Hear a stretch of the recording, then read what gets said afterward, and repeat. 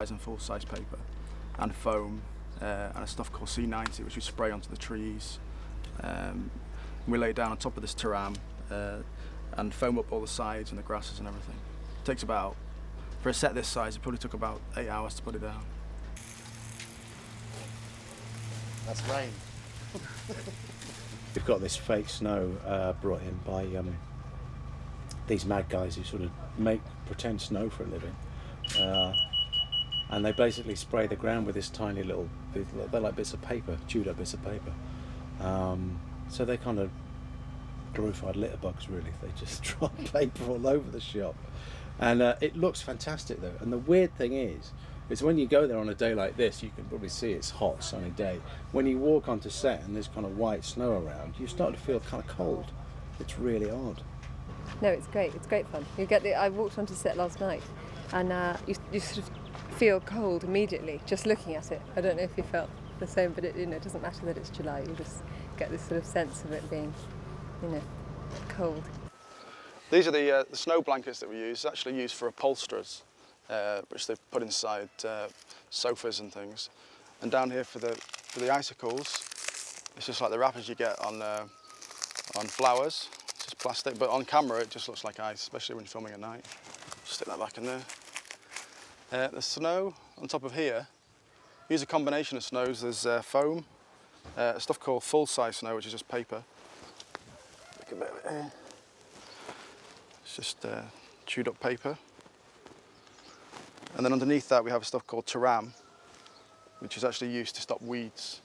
We use it as a base to put the snow down. And another chemical called C90.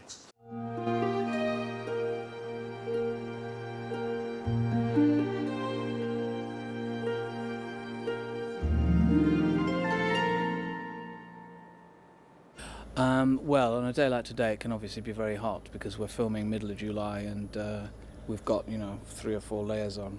And me being a rich character like the Puff Daddy of Mellstock, I have to have the best gear. So the top hats, the high collars, the cravats. It's not so bad unless you've got to do something like we've done lots of country dancing. So it's been like being at a wedding, And then with this gear on and the country dancing, and it does get a trifle hot. And you go into some of the interiors, which are all genuine interiors. They're tiny and they're hot, and but really that's it's a small price to pay for getting something on screen, which I'm sure looks absolutely fantastic. There's a sort of sense of camaraderie because of the costumes that you're in, and you're all sort of dressed up, and it just creates a lovely feeling. And it's dressing up. It's that sort of childish thing of everybody having fun and dressing up, and it is for me. I mean, they're agricultural people, and the book, Thomas Hardy, is describing the beginnings of the Industrial Revolution and how it affects this particular village. So that obviously is the way you approach it. You're not looking for aristocratic costume. You're not looking for something that's too grand. What you're trying to do is describe those characters, the people, the agricultural way of life. It is a classic Hardy second story, if you like. And in the later novels, done much more seriously about how the coming of the Industrial Revolution to rural Dorset was going to devastate that way of life. I mean, he was already writing about a way of life that had gone when he was writing it. And Under the Greenwood Tree, he does it in a much lighter, comedic fashion, but it's the same metaphor.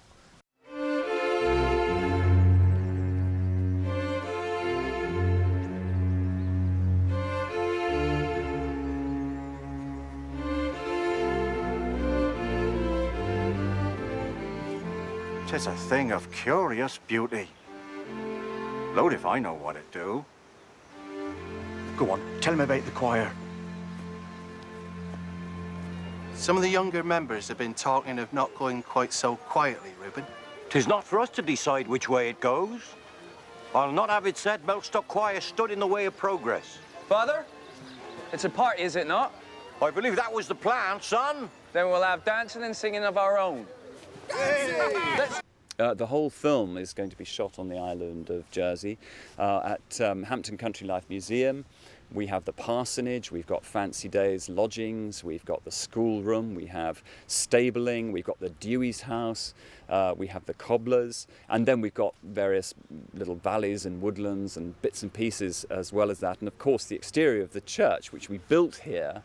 And then away from the Country Life Museum, we have St Juan's Manor, which serves as the exterior of, and indeed the interior of Mr Shiner's.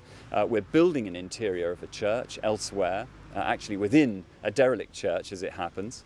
And headlands and beaches. We filmed over there at the Dovecot, which is a beautiful location. So yeah, the entire film shot here, with the exception actually of the beech tree, which is back on the mainland in Hemel Hempstead. I think costume dramas, in comparison to modern dramas, you generally tend to be on location, which often makes a difference. You know, we're here in Jersey for a month, and so you're thrown together with people, and you get to know each other very, very quickly. It's going really well. It's hugely enjoyable. The cast are fantastic. The crew are terrific. It's going very well. I'm very pleased. It's good to, you know, do a period costume drama and be lucky enough to play the guy that gets the girl. And if that were to happen again, I'd certainly be grateful for it, yeah.